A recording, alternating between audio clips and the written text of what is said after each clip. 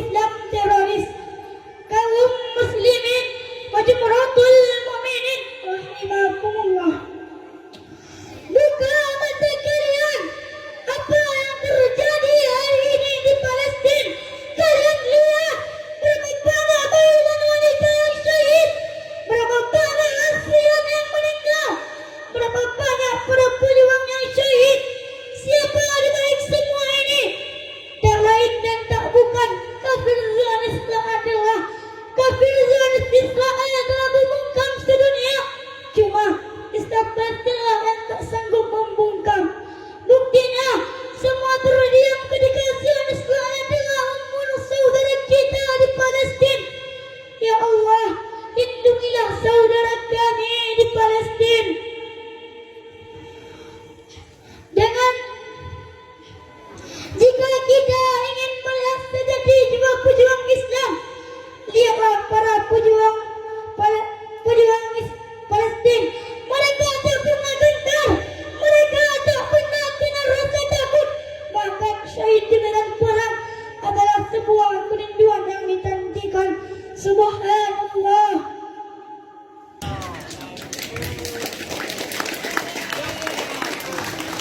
Wahai para pejuang Palestina, maafkanlah kami yang belum bisa mengirim senjata untuk kalian. Maafkanlah kami yang belum bisa menenteng akal bersama kalian. Tapi yakinlah bahwa kami selalu mendoakan kalian. Ya Allah, lindungilah saudara kami di Palestina. Ya Allah, mudahkanlah segala urusan mereka. Ya Allah, izinkanlah Palestina merdeka. Free, free, Palestine. Free, free, Palestine. Free, free, Palestine. Hanya ini yang dapat saya sampaikan. Mohon maaf atas segala kekurangan. Hadanallahu wa iyyakum ajma'in. Assalamualaikum warahmatullahi wabarakatuh. Waalaikumsalam warahmatullahi wabarakatuh. Hi Palestina.